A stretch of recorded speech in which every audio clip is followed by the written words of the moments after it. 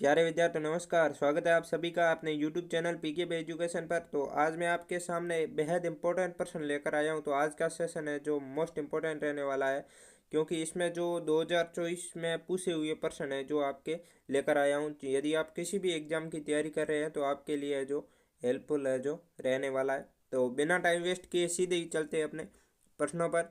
पहला प्रश्न हो जाएगा कि तराइन का द्वितीय युद्ध जो कब हुआ है। तो इसका राइट आंसर हो जाएगा सी, यानी कि 1192 के अंतर्गत तराइन का जो द्वितीय युद्ध जो हुआ है। और तराइन का प्रथम युद्ध जो 1191 के अंतर्गत है जो हुआ है। वेरी इंपॉर्टेंट कर ले।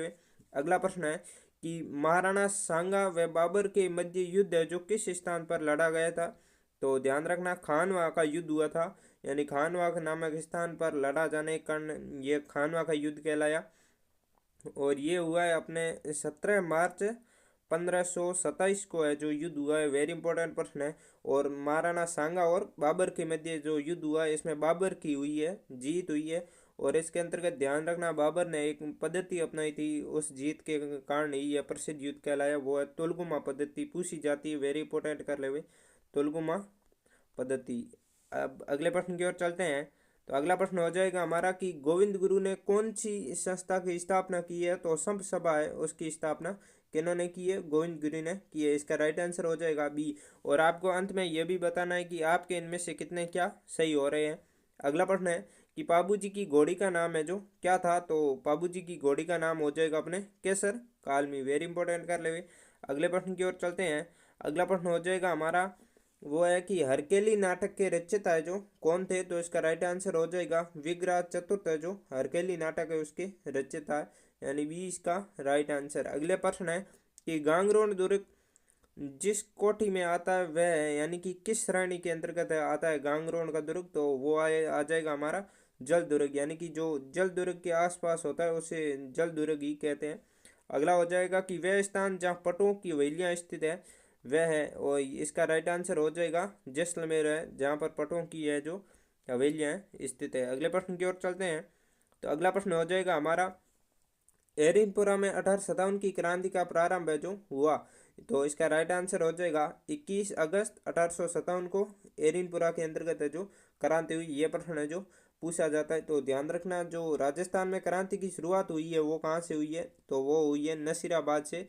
कब हुई है। तो 28 मई को हुई है। वेरी इंपॉर्टेंट कर ले, ये भी प्रश्न है जो पूछा जाता है। अगला प्रश्न है कि कोटा में 1857 की क्रांति का जो प्रारंभ है जो हुआ। तो इसका राइट आंसर हो जाएगा 15 अक्टूबर 1857 को है जो कोटा में जो क्रांति का प्रारंभ हुआ है। यहाँ जो आपने देखा होगा कि हर एग्जाम में यहाँ से प्रश्न है जो क्रांति से संबंधित है जो देखने को मिलता है, एक दो प्रश्न है जो पक्के पूछे जाते हैं।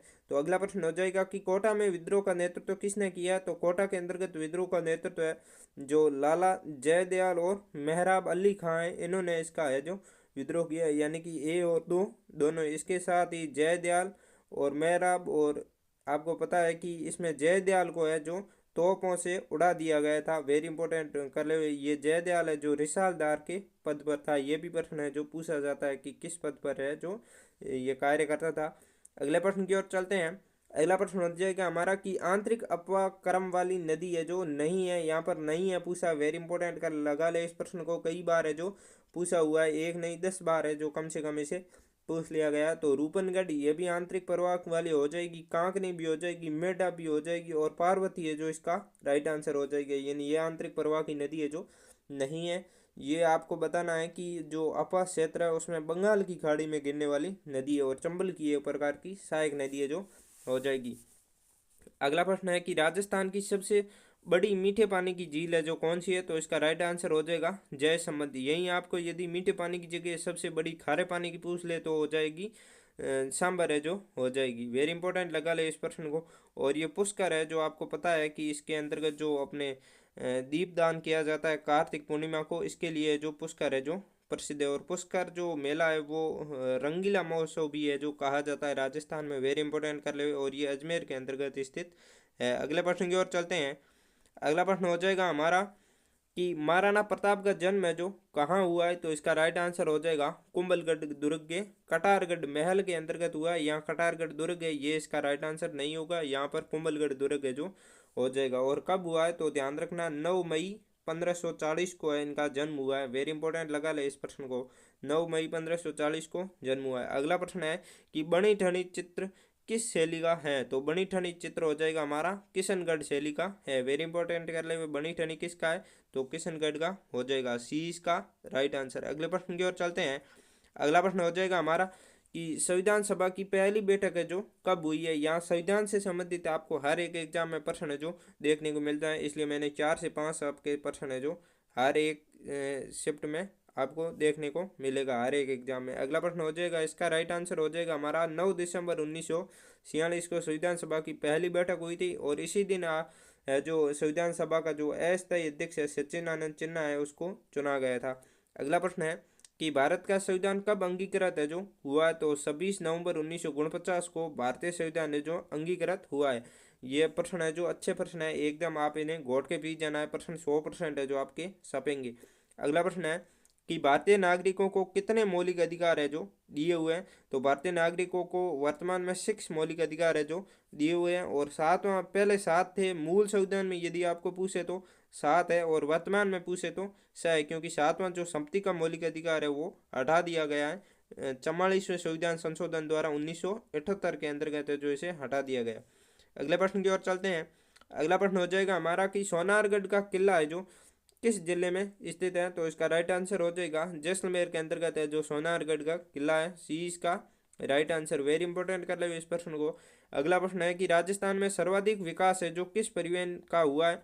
तो राजस्थान में सर्वाधिक परिवहन विकास है जो सड़क परिवहन का हुआ है। वेरी इंपॉर्टेंट कर ले, बी इसका राइट आंसर हो जाएगा।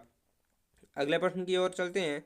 तो अगला प्रश्न हो जाएगा हमारा कि राजस्थान का सबसे छोटा जिला है जो कौन सा है? तो इसका राइट आंसर हो जाएगा धौलपुर, और यदि इसकी जगह आपको सबसे बड़ा जिला पूछ ले तो हो जाएगा हमारा जैसलमेर।